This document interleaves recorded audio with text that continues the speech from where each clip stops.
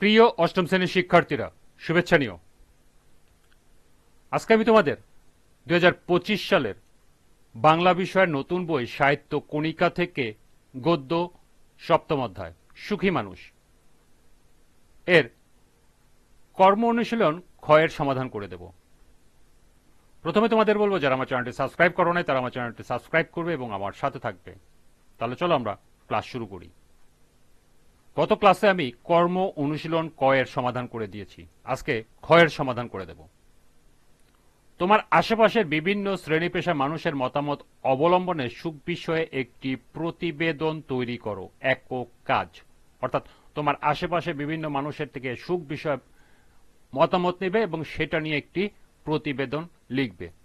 তো চলো এখন আমরা এর একটি সমাধান দেখে নিই।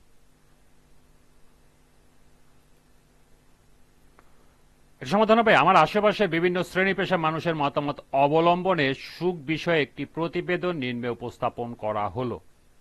যেহেতু এটি একটি প্রতিবেদন, অবশ্যই তার একটি শিরোনাম থাকতে হবে, বিভিন্ন শ্রেণী পেশা মানুষের দৃষ্টিতে সুখ। সুখ একটি আপেক্ষিক অনুভূতি যার সংজ্ঞা ব্যক্তি বিশেষে ভিন্ন হতে পারে।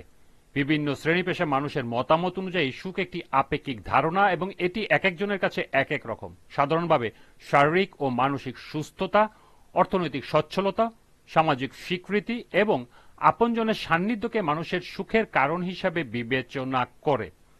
তবে কিছু মানুষের কাছে সামাজিক সম্মান ও মর্যাদা আবার কারো কাছে আধ্যাত্মিক শান্তি ও সুখের কারণ হতে পারে। বিভিন্ন শ্রেণী পেশার মানুষের কাছ থেকে সুখের সংজ্ঞা ও অনুভূতি নিম্নরূপ। একজন কৃষকের মতামত। আমার জন্য সুখ মানে জমিতে ভালো ফসল হওয়া, ঋণমুক্ত অবস্থায় থাকা আর সন্ধ্যায় পরিবারের সাথে পাটের খড়ির চুলার পাশে বসে গল্প করা।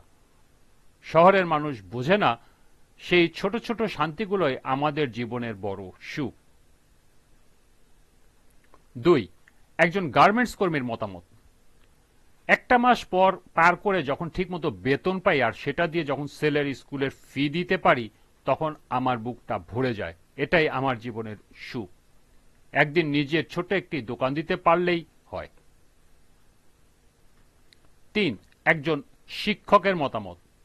ছাত্রদের যখন দেখি ভালো করেছে, সমাজে প্রতিষ্ঠিত হচ্ছে, তখন মনে হয় জীবনটা সার্থক। এটা শুধু চাকরি না, মানসিক শান্তি, দায়িত্ববোধ আর তৃপ্তি, এই তিনটেই আমার সুখের ভিত্তি। 4. একজন ব্যবসায়ীর মতামত। সুখ আমার কাছে মানে ভালো ব্যবসা চলা, পরিবারের কারোর স্বাস্থ্য নিয়ে দুশ্চিন্তায় না থাকা আর ভবিষ্যৎ নিয়ে একটু নিশ্চিন্তে থাকা। টাকা থাকলে সব সুখ আসে না, কিন্তু টাকা না থাকলে অনেক সুখ দূরে থাকে। 5. একজন ডাক্তারের মতামত। রোগী যখন সুস্থ হয়ে ধন্যবাদ জানায়, তখন মনে হয় আমি সমাজের উপকারে আসতে পেরেছি। সুখ আমার জন্য শুধু পরিবারের নয়, পেশাগত দায়িত্ব পালনেও মধ্যেও। 6.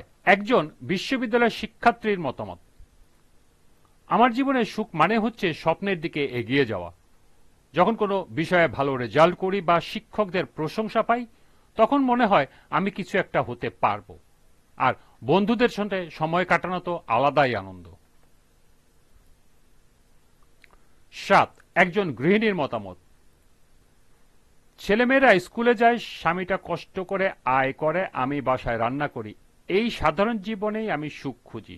কোনো ঝগড়াঝাটি না হলে, সংসারে শান্তি থাকলে সেটাতেই আমার শান্তি। 8. একজন পেশাজীবীর মতামত।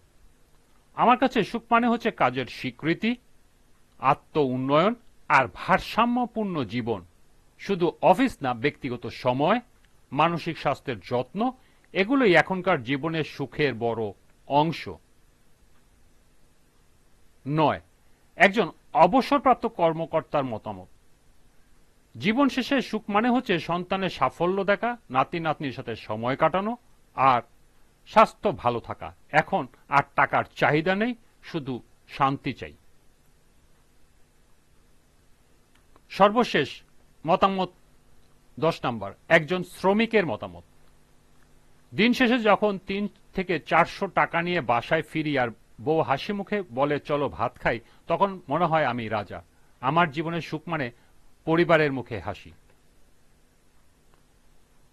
পরিশেষে বলা যায় সুখ একটি বহুমাত্রিক অনুভূতি। এটি শুধু ধন সম্পদের উপর নির্ভর করে না, বরং মানসিক প্রশান্তি, সম্পর্ক অর্জন এবং সামগ্রিক জীবনযাত্রার উপর নির্ভরশীল। সুখ মানে কারোর জন্য ছোট একটি হাসি, কারোর জন্য বড় একটি সাফল্য। এই ভিন্ন মতগুলোর সম্মিলনে বোঝা যায় মানুষ তার নিজের অবস্থান থেকে সুখ খোঁজে, যা প্রতিনিয়ত বদলায়, বিকশিত হয়। সর্বশেষে প্রতিবেদন প্রণয়নকারী, এখানে তোমার নাম লিখবে, শ্রেণী অষ্টম। এই ছিল এই কাজের সমাধান। আজকের ক্লাসটি এ পর্যন্তই। পরবর্তী ক্লাসে অনুশীলনী থেকে সমাধান করে দেব। সবাইকে আবারও বলছি, যারা আমার চ্যানেলটি সাবস্ক্রাইব করো নাই তারা আমার চ্যানেলটি সাবস্ক্রাইব করবে এবং আমার সাথে থাকবে। সবাইকে পরবর্তী ক্লাস দেখার আমন্ত্রণ জানিয়ে আজকের মতো আমি এখানে বিদায় নিচ্ছি। আল্লাহ হাফেজ।